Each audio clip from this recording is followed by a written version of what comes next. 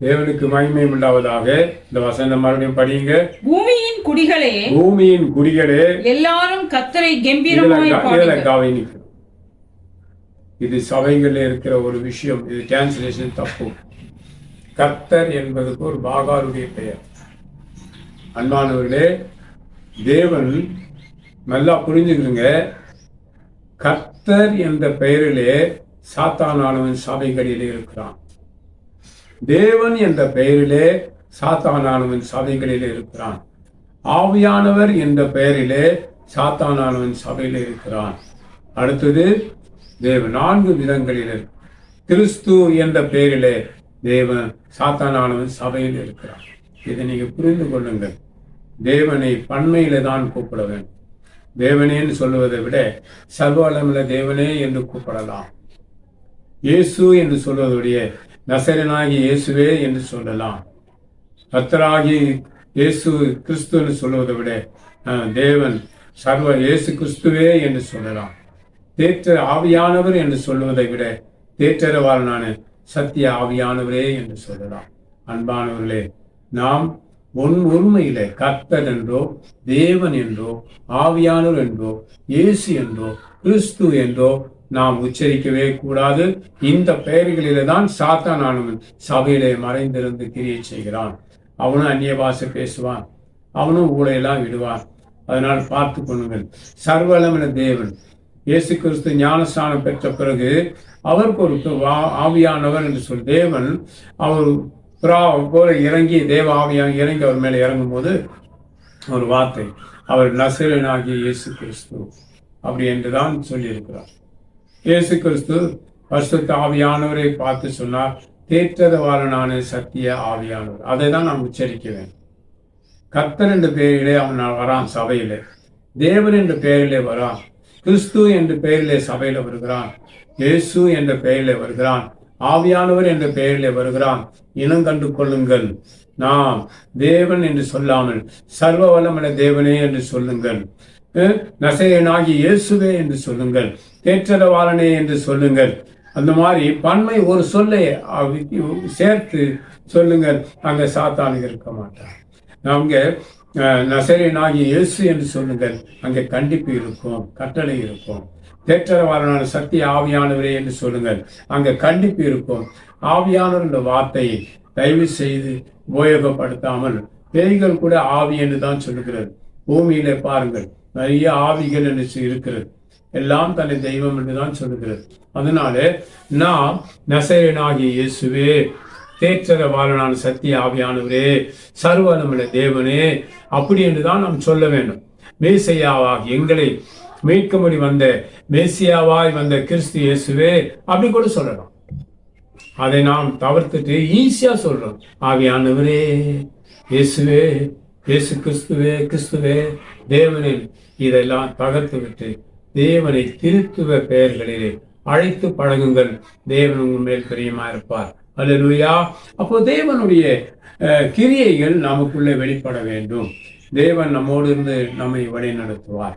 பூமியின் குடிகளே என்று இருக்கிறது. இந்த இடத்துல ஒரு விஷயத்தை சொல்லுகிறேன், நீங்கள் சரியாய் கவனிங்கள். இந்த இடத்துல தமிழகத்தின் குடிகளே என்று சொல்லுகிறேன், தமிழ் குடிகளே என்று சொல்லுகிறேன். தமிழ் குடிகளிலே விதவிதமாய் இருக்கிறார்கள். அவர்கள் இந்த தமிழ் குடிகள் என்ன செய்ய வேண்டும்? தமிழ்நாடு முழுவதும் இருக்கிற தமிழ் குடிகள் என்ன செய்ய வேண்டும்னால், நம்முடைய முன்னோர்கள் நமக்கு 3 ராஜாக்கள், பெரிய ராஜாக்கள் இருந்தார்கள், சேரன், சோழன், பாண்டியன் என்று. இதில் பாருங்கள், நான் 3 பெரிய ராஜாக்கள் தமிழ் குடிகளை ஆளுகை செய்ததாக ரெக்கார்டு இருக்கிறது. அந்த 3 ராஜாக்களுடைய பெயர் என்னன்னா, இதுக்கு பெயர் என்ன? சேரன். சேரன். இதுக்கு பெயர் என்ன? சோழன். சோழன். இதுக்கு பேர் என்ன? பாண்டியன். பாண்டியன். இவர்கள் தான் நம்முடைய பெரிய ராஜாக்கள், நம்மை ஆண்ட பெரிய ராஜாக்கள். இந்த ராஜாக்களுடைய இந்த ராஜாக்களை நாம் மறந்து விட்டோம். இவர்கள் உபயோகப்படுத்த இந்த கொடிகளை எல்லாம் நாம் நம் தமிழகம் முழுவதிலும் பறக்க விட வேண்டும்.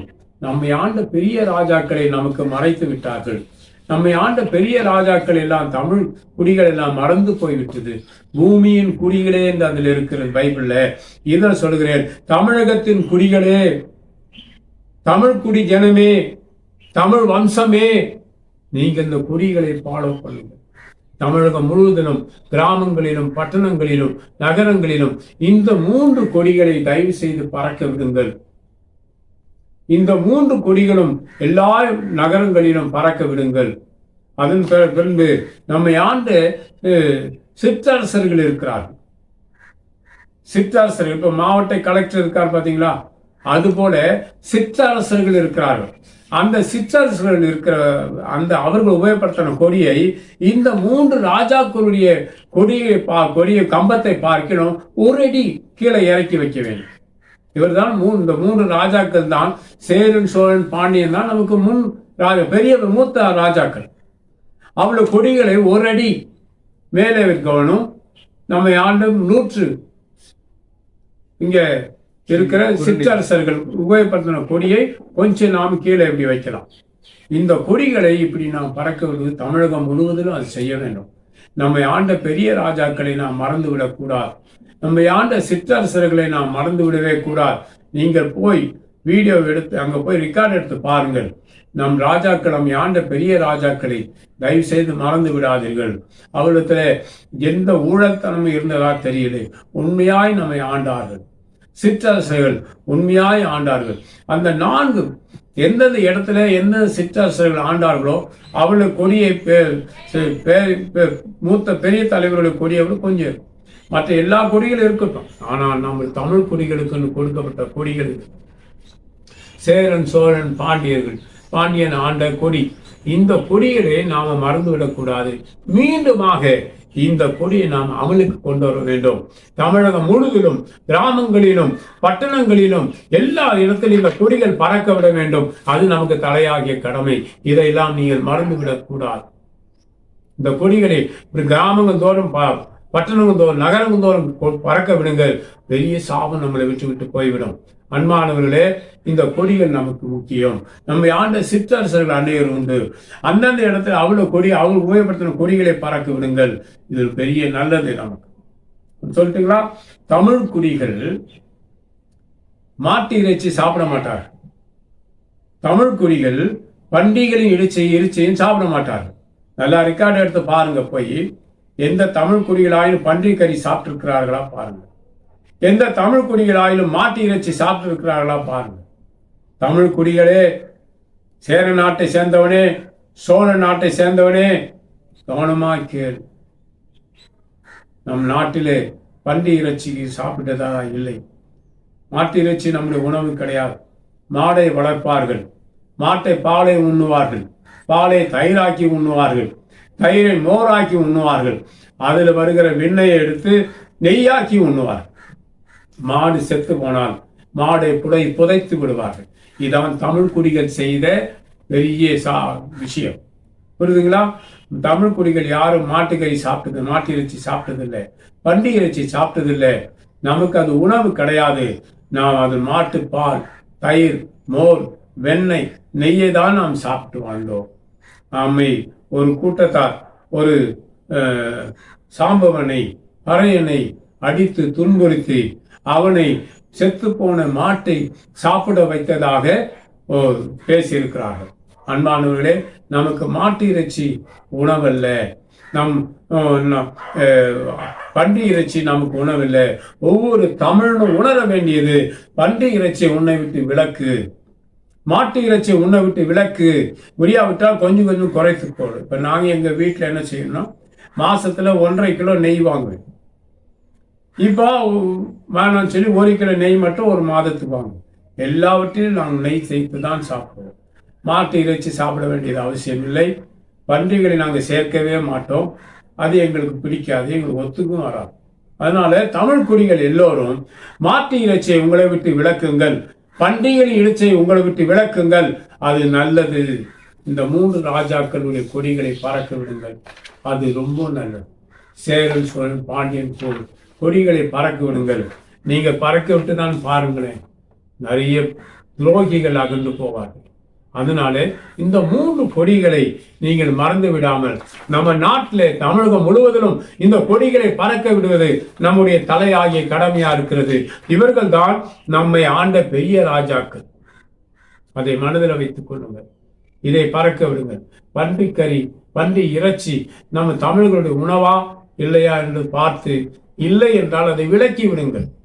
மாட்டு இறைச்சி தமிழருடைய உணவா, அதை சரியாக பகுத்து பாருங்கள், அறிந்து கொள்ளுங்கள். மாட்டு இறைச்சி உங்களை விட்டு விளக்குங்கள். தயிர், பால், தயிர், மோர், வெண்ணெய், நெய்யை நாம் சேர்க்கலாம். மாடு செத்தால் புதைத்து விட வேண்டும். அக்காலங்களிலே ஒருவர் இருந்தார், ஒரு குரூப், தோல் பதனிடுகிற பறையர்கள் என்று ஒரு குரூப் இருந்தார். அவர்கள் வேலைன்னா ஒரு மிருகத்தை அடி தோலை எடுத்துக் கொள்வார்கள், அதை புதைத்து விடுவார். தமிழ் குடிகள் யாரும் மாட்டு இறைச்சி சாப்பிட்டதில்லை, யாரும் பன்றி இறைச்சி சாப்பிட்டதான்னு கேள்விப்படல. அதை உடனே புதைத்து விடுவார்கள். அன்பான கிறிஸ்தவர்களே, அருமையான தேவஜனமே, அருமையான தமிழ் குடிகளே, நீங்கள் எல்லோரும் மாட்டு இறைச்சியை உங்களை விட்டு விளக்குங்கள். பன்றி இறைச்சியை உங்களை விட்டு விளக்குங்கள். நமக்கு அது ஆகாரம் இல்லை, நமக்கு ஆகாரம் வேறு. எல்லாம் பியூர் வெஜிடேரியன். எல்லோரும் வெஜிடேரியன் அதிகமாக சாப்பிடுவார்கள், நெய் சாப்பிடுவார்கள், பால் சாப்பிடுவார்கள், புரியுதுங்களா? மோர், தயிர் எல்லாம் சேர்த்துவார்கள். இந்த மாம்ச பட்சிகளாய், இந்த மாம்சத்தை சாப்பிடுகிறவர்களாக நம்மை வளர்க்கவில்லை. அதனால தான் நம் முன்னோர்கள் கடைபிடித்ததான நல்ல விஷயங்களை நாம் கை கொள்வோம். இந்த மாட்டு இறைச்சி, பன்றி இறைச்சி எல்லாம் நம்முடைய உணவு கிடையாது. தமிழர்களுடைய உணவு, தமிழர்களுடைய உணவு மாட்டு இறைச்சி கிடையாது, பன்றி இறைச்சியும் கிடையாது. அதை நாம் விளக்க வேண்டும். நெய் வாங்கி சாப்பிடுங்கள். ஆவின்ல நெய் இருக்கிறது. நாங்கள் ஒரு கடையில் நெய் வாங்குவோம், இல்லாவிட்டால் ஆவியில் வாங்கி கொள்வோம். அதை தான் நாங்கள் எல்லா ரசம், தயிர் சாதம், சாதம், ரசத்திலையும் நெய் விடுவோம். புளி சாதம், லெமன் சாதம், தக்காளி சாதம், பருப்பு சாதம் எல்லாவற்றிலையும் நாங்கள் நெய் சேர்ப்போம். கூட்டு, பொரியல் எதை சேர்த்தாலும் நெய் சாப்பிடுவோம். நெய் சாதம் தான் அதிகமாக சாப்பிடுவோம். அதுக்கு நாம் சிக்கன் வறுவல் வைத்து சாப்பிட்டால் அது ருசியாக இருக்கும். ஒரு ஆம்லேட் வைத்து சாப்பிட்டா நல்லா இருக்கும். ஆனால் மாட்டு இறைச்சி, பன்றி இறைச்சி நமக்கு உணவு இல்லை. முன்னோர்களை கேட்டு பாருங்கள். அதனால நீங்கள் தயவு செய்து உங்களை விட்டு அதை விளக்குங்கள். அது உங்களை மறுபடியும் அதை சாப்பிட வைத்து உங்களை கூனி குறுக பண்ணுவார்கள். அதை அந்த ஆலோசனையை கேட்க வேண்டாம். நெய் எடுத்துக்கொள்ளுங்கள், பாலை எடுத்துக்கொள்ளுங்கள், மாற்றோர் தயிரை எடுத்துக்கொள்ளுங்கள், மோரை எடுத்துக்கொள்ளுங்கள். மாட்டு இறைச்சி நமக்கு உணவில்லை, பன்றி இறைச்சி நமக்கு உணவில்லை. தயவு செய்து அதை விலக்கி விடுங்கள். கொஞ்சம் கொஞ்சமாக குறைத்து அதை தள்ளி விடுங்கள். அது நமக்கு உணவு கிடையாது. அன்பான தமிழர்களே, தமிழ் குடிகளே, உணர்வடையுங்கள். இந்த 3 கொடிகளை காண்பிக்கிறேன் பாருங்கள். இந்த 3 கொடிகளை நாடு முழுவதிலும் நீங்கள் ஏற்றுங்கள். இவர்கள்தான் நம்மை ஆண்ட பெரிய ராஜாக்கள். அதன் பிறகு நம்மை ஆண்ட சிற்றரசர்கள் இருக்கிறார்கள். அவர்கள் உபயோகப்படுத்தின கொடி இருக்கிறது. அந்த கொடியும் நீ சேர்த்துக்கொள்ளலாம். நாம் தமிழர்களாக வாழ்வோம். நம் உணவு முறைகள் வித்தியாசமானது. அந்த உணவு முறைகளை மறுபடியும் நாம் கை கொள்வோம். எங்கள் வீட்டில் பருப்பு அதிகமாக சேர்ப்போம். பருப்பில் கொஞ்சம் நெய்யிட்டு அதை பிசைஞ்சு சாப்பிடுவோம். ஒரு பப்படம் வச்சுக்கிட்டு சாப்பிடுவோம். அது ரொம்ப ருசியாக இருக்கும். அதனால இந்த பன்றி இறைச்சி, மாட்டு இறைச்சி தயவு செய்து விலக்கி விடுங்கள். அது பூமியின் குடிகளே எல்லோரும் கர்த்தரை கம்பீரமாய் பாடுங்கள் என்று பைபிளில் இருக்கிறது. அடியேன் சொல்கிறேன், தமிழக குடிகளே, நீங்கள் எல்லோரும் சர்வவல்லமையுள்ள தேவனை துதித்து ஆராதியுங்கள். அவரே ரட்சகர், அவரே தேவனாயிருக்கிறார். சர்வவல்லமையுள்ள தேவன் அவர்தான். அவரை ஆராதியுங்கள், அவரை சொந்த ரட்சகராக ஏற்றுக்கொள்ளுங்கள். இப்படிப்பட்டதான மாமிசத்தை அவர் அனுமதிக்கவில்லை. பாருங்கள், பன்றி ஒரு இடத்துக்கு தேவன் இயேசு கிறிஸ்து போகும்போது ஒரு மயானத்திலே படுத்துக்கொண்டு இவரை பார்த்து சொன்னார், எங்களை என்று வார்த்தை இருக்கு. எங்களை வேதனைப்படுத்துகிறவரை இங்க வந்து விட்டுகிறோம். அவனுக்குள்ளே லேகியோன் பிசாசுகள். அந்த பிசாசுகள் நான் எங்கே செல்வது அவே ஆலோசனை கொடுக்கிறது. இந்த பன்றி கூட்டத்தில் ஆகியும் நாங்கள் செல்லலாமா? ஹோ சொன்ன உடனே அவ்வளவு லேகியோன் ஆவிகளும் அந்த பன்றி கூட்டங்களுக்குள்ள போயிடுச்சு. அவைகள் எல்லாம் ஓடி வேகமாக சமுத்திரத்தில் விழுந்து அது செத்து போடும். அந்த பன்றிகள் செத்து போனதுனால அதை மேய்த்தவர்கள் புலம்பினார்கள். அவர்களை, நீ என் பின்னே வா, நான் உன்னை மனுஷனை பிடிக்கிறவனாக, மனிதனை மேற்கிறவனாக நான் உன்னை மாற்றுவேன் என்று ஆண்டவராய் இயேசு கிறிஸ்து சொல்லவே இல்லை. அவர்கள் போய்விட்டார். மீன் பிடிக்கிறவனை அழைத்தார், மருத்துவனை அழைத்திருக்கிறார். அன்பான தேவ ஜனமே, உணர்வடைந்து நாம் ஜாக்கிரதையாய் இருப்போம். தேவனாகிய சர்வவல்லமை தேவன் நம்மை ஆசீர்வதித்து நம்மை வழிநடத்துவார். உங்களோடு கூட அவர் பேச வேண்டுமானால் அவர் இறங்கி வருவார். இந்த நீசனுக்கு இறங்கி வரலையா? சொல்லுங்க. என் பிறப்பை கொச்சப்படுத்தி பேசினவர்கள் எனக்கு தெரியும், அவங்கெல்லாம் அழிந்து போனார். என் பிறப்பை கொச்சப்படுத்தி பேசினவர்கள், இவருக்கும் அவனுக்கும் பிறந்தவர்கள் சொன்னவர்கள் எனக்கு தெரியும். எவங்கிட்ட இவ பிள்ளைய வாங்கிட்டு இங்க வந்து பெத்து போட்டுட்டா அப்படின்னு சொன்னவர்களை எனக்கு தெரியும். நான் என் மனதை மறக்கவில்லை. அன்பானவர்களே, என்னுடைய பிறப்பை கொச்சப்படுத்தினவர்கள் அவர்களுக்கு சடுதியில் இல்லை, ஆற விட்டு தேவன் அடிப்பார். கண்டிப்பா அவருக்கு அழிவு வரும், வராமல் இருக்கார். அவர் யாரும் பரலோகத்துக்கு போக மாட்டார். பாருங்கள், தேவன் ஒருவரே எனக்கு தேவனாயிருக்கிறார். என் தாயின் வயிற்றிலிருந்து வெளிவர முன்னே தேவனுடைய சார்பிலே தான் நான் கீழே அந்த அம்மாவை எடுத்தார், கீழே விழுந்ததா இருக்கிறேன். ஆண்டவரே சொன்னார், நான் பிறக்கும் போது தேவனுடைய கண்கள் என்னை பார்த்ததாக தேவன் எனக்கு சொல்லியிருக்கிறார். அன்பான தேவ ஜனமே, தேவனால் பிறந்தவன். அப்போ என்னை பழித்தவர்கள் நிறைய எனக்கு தெரியும். பிறப்பை கொச்சப்படுத்தி பேசினவர்கள் எனக்கு தெரியும். கண்டிப்பா அவன் பாதிக்கப்படுவான். இல்லாவிட்டால் அவள் சந்ததிகள் அழியும், பாதிக்கப்படும். இல்லாவிட்டால் அவர்கள் பின் சந்ததிகள் பாதிக்கப்படும். என் உள்ளம் வேதனையா இருக்கிறது. எந்த தலைமுறையை தேவன் விசாரிப்பார் என்று தெரியாது. அவர்களுக்கு அழிவு வரும், கண்டிப்பாக வரும். நான் தேவனாலே பிறந்தவன். என் சொந்த தகப்பன் யார் என்று எனக்கு தெரியாது. என்னை கொச்சப்படுத்தி பேசினவர்கள் நிறைய உண்டு. என் பிறப்பை கொச்சப்படுத்தி பேசினவர்கள் நிறைய உண்டு. ஆனால் தேவன் நம்மை கைவிட மாட்டார். எல்லாருடைய கண்களில் எனக்கு தயவு கிடைத்திருக்கிறது. எல்லாருடைய கண்கள் தயவினாலே வளர்ந்தேன். அன்பானவர்களே, தேவன் நம்மை கைவிடவே மாட்டார். இப்போது கூட நான் எங்கே செல்வது என்று எனக்கு தெரியாது. நான் திருநெல்வேலியில பாளையங்கோட்டையில் இருக்கிறேன். என் மனநிலை எவ்வளவு பாதிக்கப்பட்டிருக்கும் என்று நினைங்கள். எனக்கு தேவன் ஒருவர் தான் தகப்பன். அங்கிருந்து நீ போ, நான் உன்னை நடத்துவேன் என்று சொன்னார். இங்கே வந்தேன். இங்கிருந்து எங்க செல்வது என்று எனக்கு தெரியவில்லை. தேவன் ஒருவரே வெளிச்சம். அன்பானவர்களே, நாம் பூமியின் குழிகள். கிறிஸ்தவர்களே, நீ தேவனால் பிறந்தவன். மனிதன் சொன்னால் நீ தேவனால பிறந்தவன். உன்னை தேவன் ஒருபோதும் கைவிட மாட்டார். என்னை இழிவுபடுத்தினவர்கள் ஒருவேளை உன்னை இழிவுபடுத்தலாம், உன்னை தேவன் கைவிடவே மாட்டார். அவர் உன்னை வழிநடத்துவார். பலருடைய தயவுகளை கிடைக்க பண்ணுவார் ஆண்டவர். அதனால தேவனை நம்பி அவர் கரத்தை பிடித்துக் கொள்ளுங்கள். அவருடைய வார்த்தைகளை கை கொள்ளுங்கள். உங்களோடு பேசின வார்த்தைகளை கை கொள்ளுங்கள். அவர் கைவிட மாட்டார். தேவ தூதரை கொண்டு தேவன் உங்களை வழி நடத்துவார். நான் பசியா இருக்கும் போது காகம் 2 சப்பாத்தி கொண்டு வந்து எனக்கு கொடுத்து விட்டு போனேன். அப்ப இன்னொரு நேரம் பசியா இருக்கும் போது எனக்கு 2 இட்லி கொண்டு என் டேபிள்ல வச்சுட்டு போயிட்டு, சரி தொட்டு சாப்பிட ஒண்ணுமே இல்லையே என்று நினைத்தேன். அப்படி எடுத்து வைத்து தூங்கி விட்டேன். தூக்கம் வந்து கண் விழித்து பார்த்தா என் கண் பார்வையில எவ்வளவு சீனி, இவ்வளவு சுகர் அந்த கார்னர்ல இருக்குது. உடனே ஒரு கல்யாண கார்டு எடுத்து அதை எடுத்த உடனே கொண்டு வந்த எறும்புகள் அந்த சீனியை கொண்டு போய்விட்டு. அன்பானவர்களே, தேவன் நம்மை காகத்தை கொண்டு போஷிப்பார், குரங்கை கொண்டும் போஷிப்பார், நாயை கொண்டும் போஷிப்பார். நான் திருநென்ற ஊர்ல இருக்கும்போது ஒரு சர்ச்சுக்கு ஜெபம் பண்ண போவோம். நைட்லாம் அவர்கள் கட்டங்காப்பி கொடுப்பார்கள். ஏன்னா பால் ஊற்றி சாப்பிட்றேன் ஆகாரத்துல, எனக்கு வேண்டாம்னு சொன்னேன். இங்க அதுதாங்க ஐயா இருக்கும்.